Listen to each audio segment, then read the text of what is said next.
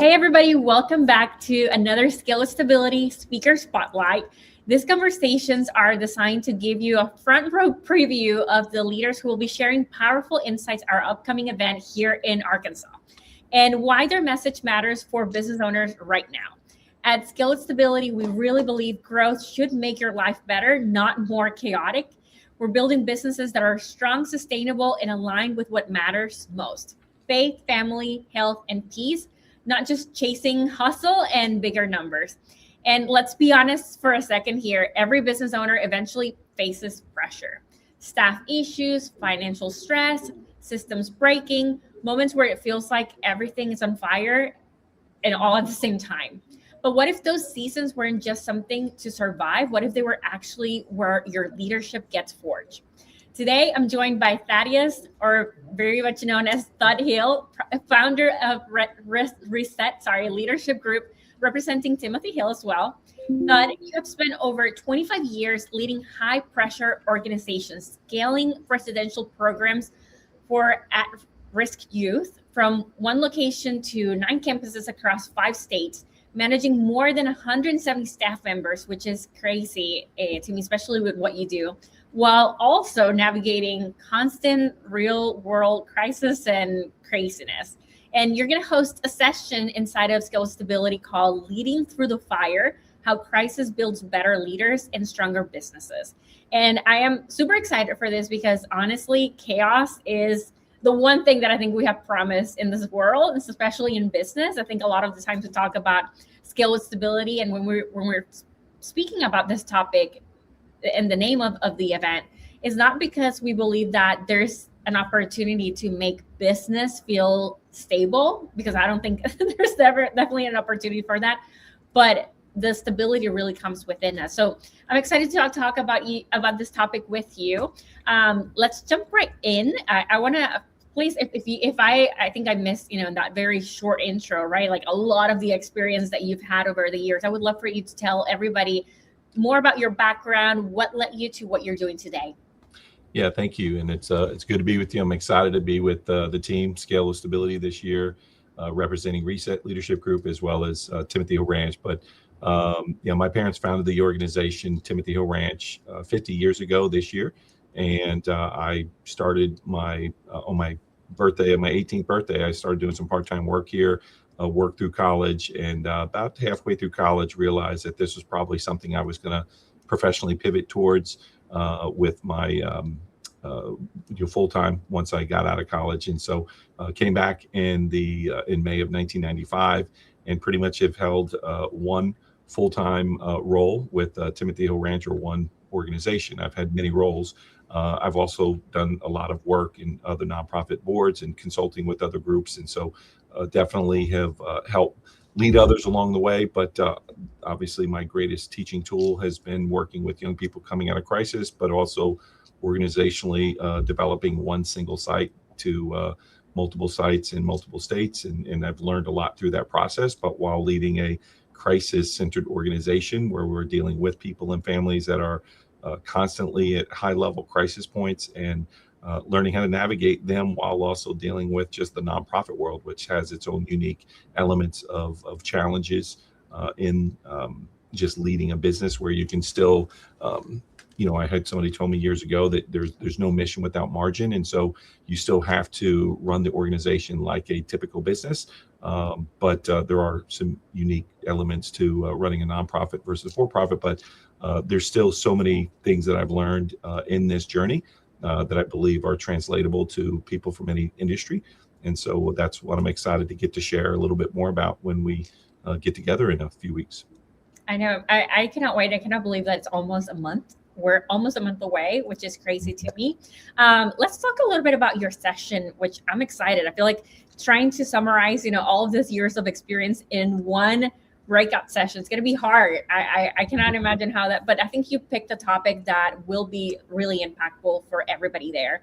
And through this topic of leading through the fire, right? You talk about 3 major crisis categories in it: staff, financials, and infrastructure.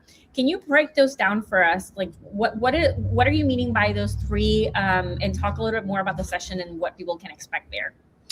Yeah, well, I think, when you talk about your greatest asset, which is your people, every person comes with their own set of challenges, their strengths and weaknesses that each person brings to the table, and you're trying to identify, how to get the best out of each person and how you develop them and grow them from where they're at to where, ultimately they can be a better version of themselves. And so, but people have their own personal lives with all levels of crisis that hits, whether it's financial, relational, people passing on, different things that get hit. And your job as a leader is to support them in the midst of that. So, how do you intentionally grow people in the midst of just their normal life journey and their normal life crises, while also being attentive and emotionally available to a whole demographic of young people that we serve, that also are in almost daily, if not hour by hour crisis.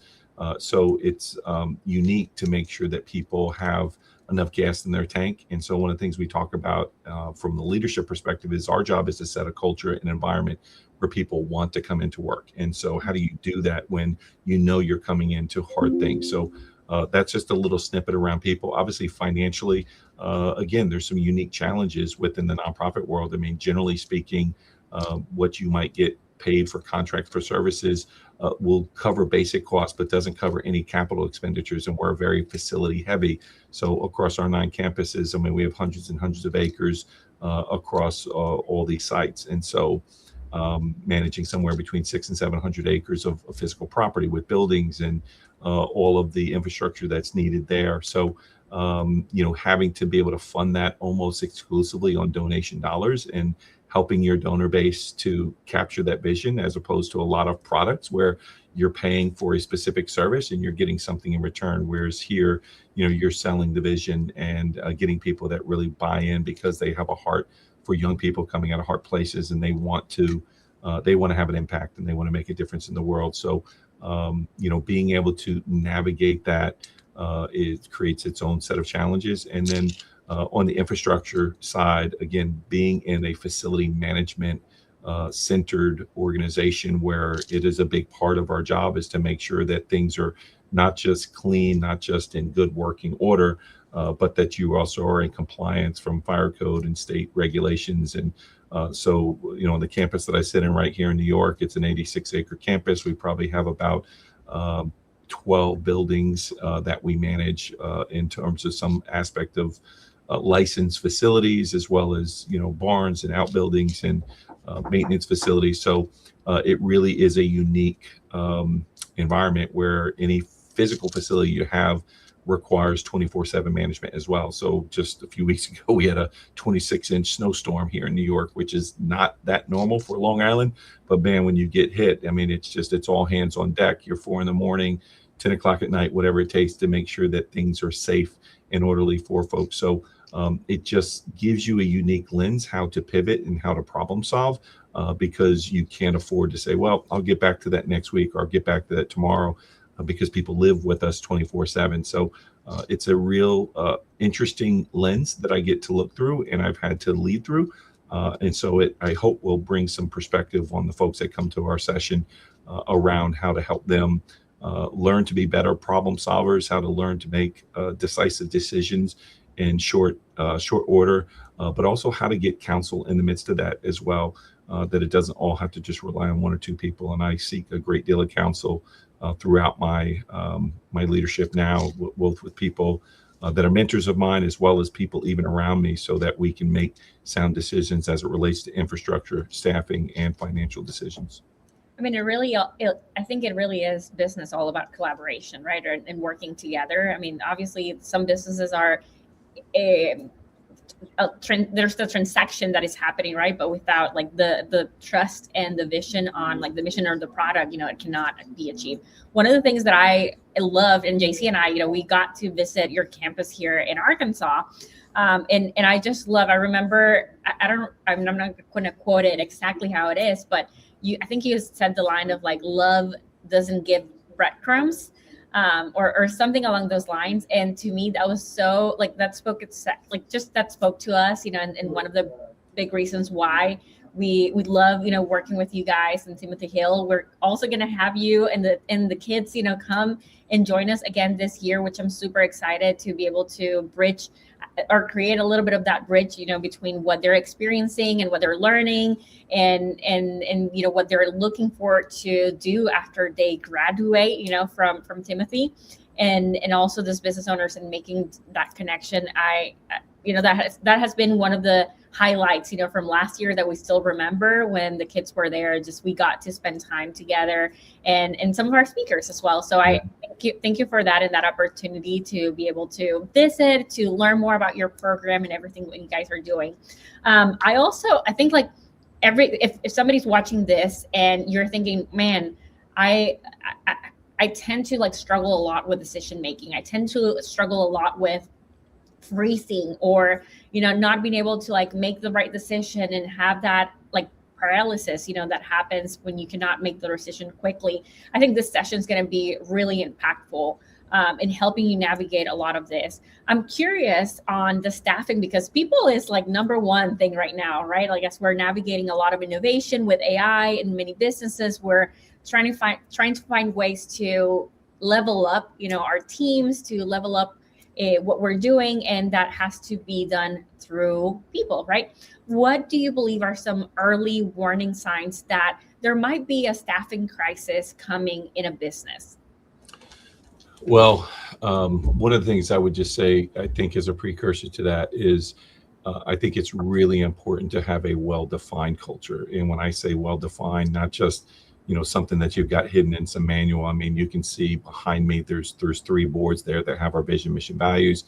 It has some of the etiquette, soft skills that we teach the kids, but it also has 7 qualities that a team member must embody. And we talk about that on a regular basis, that, if you're going to come to Timothy Hill Ranch, you need to assimilate to the culture that's here, not the other way around. We can learn from you, and we can grow, and there's things that you can propose, and there's add-ons that we want to allow your expertise and your gifts to bring to the table. But to me, the first part that a lot of agencies struggle with is that there isn't the right alignment on the front end. And so I think one of the best ways that you prevent some of the staffing crisis is you're making sure you're getting the right people in the door on the front end. You're hiring for behavior and attitude over education and experience. Education experience matters, but that you're also making sure that there is an immediate alignment with the values that you have as an organization, so that there isn't this 3 months in, 6 months in, and staff saying, man, we wish that we had known this about Timothy Hill Ranch. So we really try to be really intentional on the onboarding process, and making sure that people understand on the front end, even just from the first interview, this is who we are, this is what we're about, and this is what you would be signing on to. So I think that mitigates some of the crisis. Obviously, there's external factors like pandemics and different business things that happen within certain markets that might be outside of your control, and you can't control those things. But when those things come, it also presents opportunities for you to learn and grow through that. And you get to know in the fire, who your gamers are. I use the term gamers, and who are the folks that run for the hills. And so sometimes even in that, there's a purification process that happens where the people who maybe you thought were loyal aren't to your vision, mission, and values. But then there's some people who are more steadfast than maybe you thought were fence straddlers, and they made it through the fire differently. So I think the front end is definitely making sure that there is a clear plan of alignment that is communicated throughout the organization. And then I can tell you, as an organization that operates and has staff in 7 different states, it's something that we talk about on a regular basis to make sure that we can mitigate those staff walkouts, if you will, or people that just aren't aligned. But I think ultimately everybody is going to have some staffing challenges, and that there are going to be some external factors. Sometimes there's internal factors. And I think it's important to have a core team that you can get together, and you can kind of do a bit of a SWOT analysis, even on just, what's happening really well and what's not happening, and how do we work through it. So ultimately having a team approach and not letting it just land on the CEO's shoulders. And that's where I see a lot of CEOs struggling, is that everybody wants to come to them to say, I want this, I need this, help me solve this. And that there isn't more of a collaboration. So I know probably 15 years ago, that was something we started really developing our inner core team and leadership team, kind of a bullpen, if you will, for how we were growing people within the organization, so that when crisis did hit, we had kind of next man up or next woman up, able to step in and be able to help lead in the midst of some of those challenging moments. And sometimes it also requires people to go that extra mile and put on an extra hat, because you've got some challenges, and and you've got to make some decisions about where are the priorities, and maybe they need to step back in one area and step up in another area. So I don't think it is kind of one size fits all when it comes to navigating those crises. I think it's just individualized for each business and each leader. But I do think that having a support group around you is a critical part of that. And things like Scale with Stability, where you're also, thinking strategically about how do you navigate the challenges that you do currently have, and putting plans in place that are, 6 months, a year, 2 years out, rather than, again, just living the day to day, week to week, and trying to just survive. Yeah. As you were talking about this, it puts things into perspective, right? Like, you're bringing team members into a chaotic day every day, pretty much, right? Like, I mean, there's just like so many things that you cannot control, especially when you're working with this type of need. And, like, I was just thinking the perspective of us business owners, we don't, yes, we're managing chaos in different ways. There's a different level of chaos when you're running a business. But I'm very curious of what your onboarding and interview process looks like for something, like for your business, because I feel like every other business could really learn about that, and how long you take into interviewing, like what's that process like. I'm really excited. I hope that that's something that people are able to really get into in your session. I know that you have obviously something prepared for them, but the power of being in a room with people like you, right, is that we get to ask those questions that, man, like, you're speaking my language right here, and this is my specific issue or problem or area of opportunity.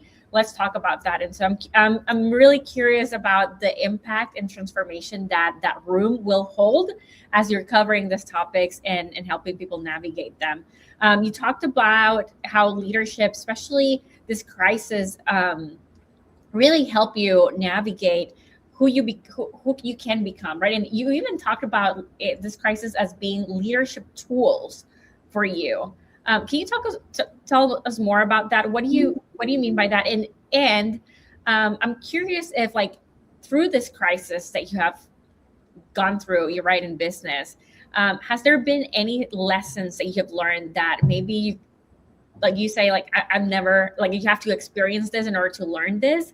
No book can teach you this. Yeah, I think, one of the things I like in it too is, when you go to college and you're academically, studying for whatever field of interest that you have, but yet once I've heard time and time again, young graduates come and say, man, I learned more in the first 6 months when I was thrown into the fire, so to speak, of my field, and I'm having to do 40, 50 hours a week of the things that I was studying about, but yet the practical experience, that being on the job, so to speak.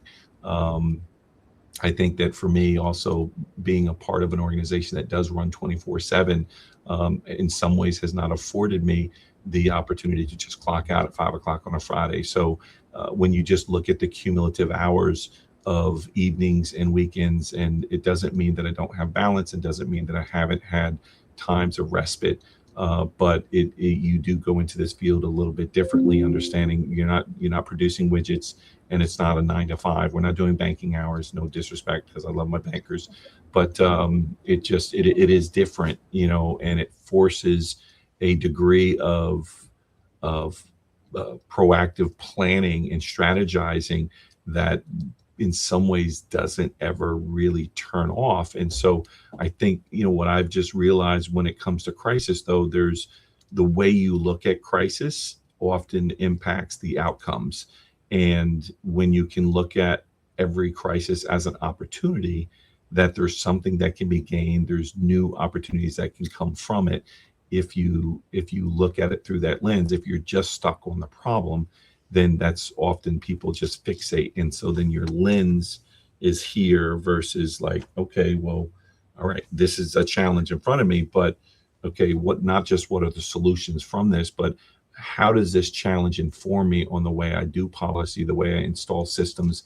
When you're talking about just the onboarding process, I mean, we have a scripted, probably 1 month onboarding process that's very, very detailed around the way that we bring people in. We do background checks, the way that we bring them through, helping to understand our culture and all the pitfalls that could happen. And you're still in a month not going to absorb everything, but we're trying to help paint a picture so that when crisis comes, that they at least have a few more tools in their bag to address it, rather than just walking out the door because of an emotional response. So I do think that the opportunity to see what you can learn, if you have a growth mentality, it's always finding the way that you can gain some wisdom in the midst of the difficult thing. And I think, and there's a lot of assessments that take place after the fact. And kind of like, I mean, I grew up in football, until we were always looking at game film on Monday to kind of figure out, what didn't we do right, or what could we have done better? And so I think that is definitely embedded within the culture of our organization, and it's definitely embedded in my mindset that I'm going to assess the wins as well as the challenges on a regular basis to figure out how do we continue with those successes, or how do we actually turn around those losses, and how do we learn from that? And so I think that's an impactful way to look at the challenges before you. I love that. When I was listening to this podcast from, is it, I forget which Andy Stanley. Andy Stanley. I don't know if you have heard him before, but he was talking about how you need to, like orchestrate, very much coming from like Michael Gerber and E-Myth, right? Orchestrate, like your processes, like really define, what you want to have, but also evaluate and have the time to see and assess, what are the things that we need to change. When you talk about, this crisis, you also mentioned that leaders should learn how to control it. And I'm curious of that, just like that language, can you actually control a crisis? Like, what does that mean in your case? Well, one of the terms that we use is how do you structure the environment? And so if the environment that you're going into, is a battle, then there's going to be some things that are unexpected. So you're kind of developing a mindset of how do you learn to expect the unexpected, and how do you pivot from that and use previous experience of going through those to be able to go into next time. So the way that you view a room. So when I'm walking with a group of young people, 93% of all communication is nonverbal. I'm listening for the conversation that's not verbal in the room, and I study that differently. I'm looking at exits. I'm looking at potential things that can be used for weapons.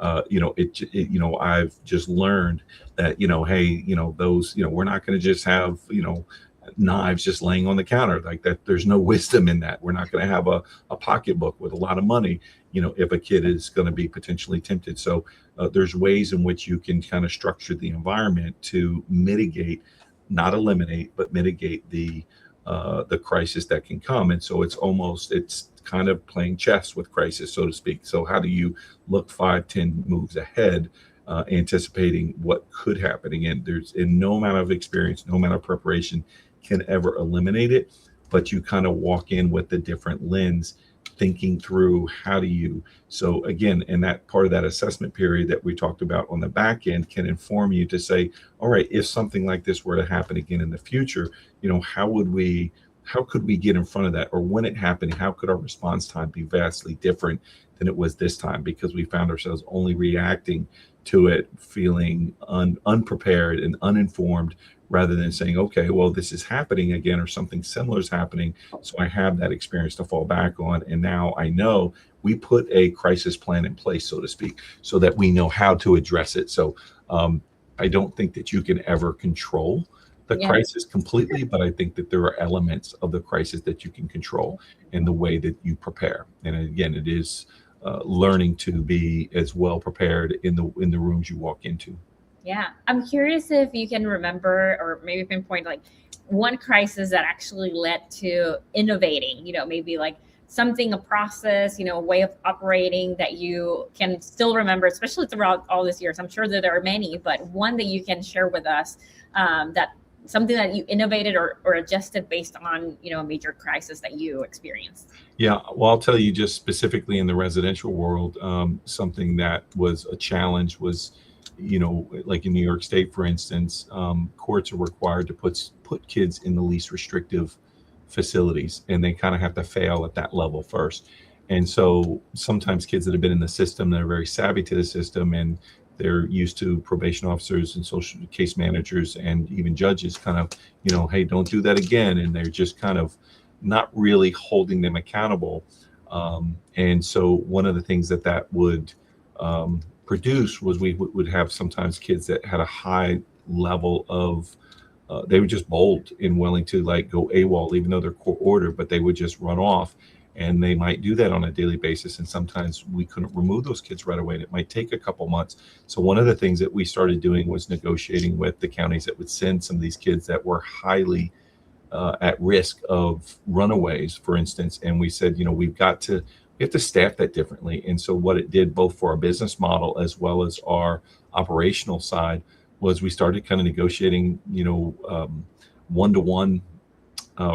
We would do like one-to-one aids, if you will, and said, hey, we're willing to take this kid that you're saying you've been turned down from 30 or 50 different other facilities, and you're asking us to take them, but we're not going to take them without mitigating the risk. So we're going to ask you to stipulate that you can kind of pay us our base rate, but you're going to also have to pay for an additional staff person, because we're going to basically have a one-to-one aid with this person. And what we saw in the way that cut down on the kids, because every time a kid leaves, we have to file a police report, we have to file a missing person report. Those things hit the newspapers. Sometimes people even within our locale of our facilities are like, oh, what's the problem there? Well, it's not a lockup facility. We can't just tackle a kid because they want to go running away. But we have to do our best to, follow them, and we have to follow our procedures based on our state licensing and regulations. But what we found was that we were also able to develop different levels of relationship with those kids, because a lot of times they're running away was an acting out and a call for help or saying, I need attention. Well, when they're getting much more intensive attention, then we saw that number cut down significantly.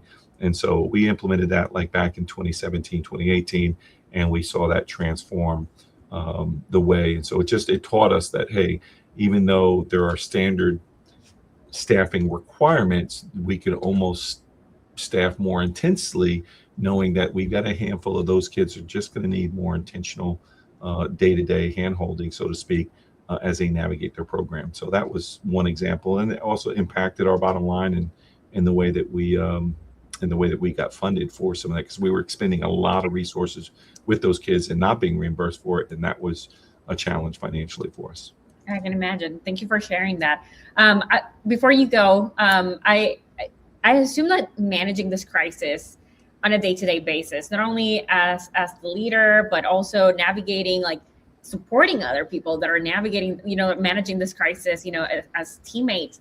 How do you build the right support system for yourself as a leader to be able to give to others? I'm assuming that there's like some energy depletion every once in a while, when everything is chaotic, when there's a crisis all the time.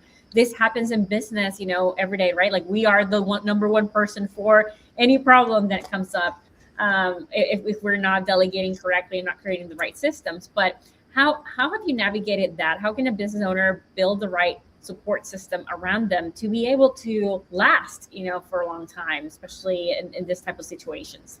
Well, I think you got to know your people, and you got to know what motivates your people, and you need to understand how to encourage and refuel your people. And that's more than a paycheck. And so again, to me, that speaks to the culture of, we talk about having a grateful spirit is one of our values. And that's nice to say, but like, how does that impact Karen if she's working and she just navigated 3 difficult crises? So one of the things we do in our weekly Zoom meeting every Monday is we actually have kind of a staff appreciation section of our agenda where anybody can call out anybody else across 7 states and say, hey, I just want to acknowledge somebody for what they've done right, because I really see, and I think that counts a whole lot when people feel seen and they feel valued. And so it's not, we're not walking around with a bat, looking to catch people doing the wrong thing.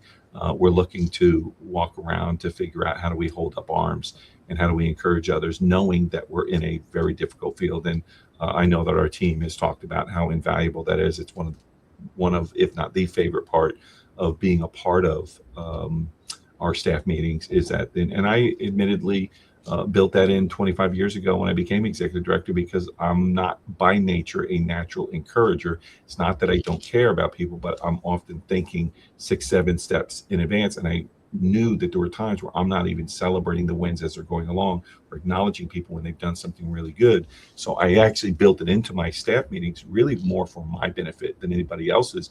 And it turned into part of the fabric of our culture, where everybody thinks it's the cool thing to do is to acknowledge our teammates, and they'll do that on a regular basis around performance evaluation time, even if they're not their direct supervisor. And I just think that everybody's in need of encouragement. Everybody needs to feel valued. And even if you go through hard things, if that can be celebrated, that they made it out on the other side, that alone sometimes is like, man, that's the fuel in my tank that I need to be able to say, you know what, that did feel good that I, one, survived it, but two, other people acknowledged that, I did a halfway decent job. I didn't fold. I didn't crumble, and I can still move forward. So that's definitely, I think, the power of encouragement, the power of the spoken word is the ability to speak life or death to people. And I think as much as possible, both with the young people as well as with the team members, that we want to be intentional about speaking life to others. I love that. Thank you so much for sharing this. I really cannot wait for your session. Part of the job of like interviewing every speaker that we're going to have is like, just like the hard part of that is just knowing that, oh man, I wish I was in all the sessions, because there's so many golden nuggets that you can get as a business owner from each one of this. But I think especially your session, Thud, it's going to make a big impact in people's lives, in leaders, that are, there's just so much, motivation that you can get.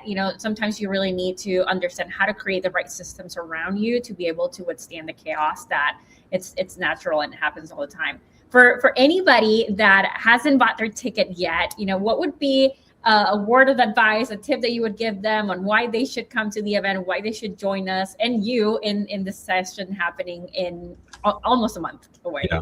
Well, again, one of the things I say all the time within this organization is that the urgent can often overtake the important, because people will just get stuck on the urgent, and there's always an excuse or reason where there is legitimate urgency. But at some point, you've got to be able to plan to step aside from the urgent to be able to work on the important and focus on the important. And anytime you have a conference like Scale with Stability, you have the ability to step aside and listen to other leaders and gain perspective and grow in the way that you see your own world. It shifts when you can allow yourself to listen to wisdom and experience coming from other lenses. So to me, it's really important that you're always balancing working on what's important, not just what's urgent. And I think that that's part of what Scale with Stability does. So, I was blessed by the conference last year. I'm honored that I'm getting a chance to do a breakout session this year, but I'm bringing quite a few people already, both from New York as well as some other areas in and around Arkansas that are coming specifically, not to hear me, because they hear me a bunch, some of the people that know me, but they know that, between John Maxwell, between all the leaders that you've lined up for this session, as we saw last year with Damon John, and we got to listen to the Robertsons. I mean, we got to really connect with some really cool leaders that had some amazing perspectives. And, there's things that they've done that are far surpassed what I've done, but I want to go there both as a participant as well as a facilitator. So I'm eager to learn myself. Well, thank you so much for the time. I appreciate you and everything that you're doing. And I'm excited to continue to spend time together, learning from you and with you. For anybody that hasn't gotten their tickets yet, make sure to go to scalewithstability.com/summit. We're going to be there on April 22nd to the 24th. We cannot wait to see you guys. Thank you so much. Awesome. Thank you, Karen. Appreciate you.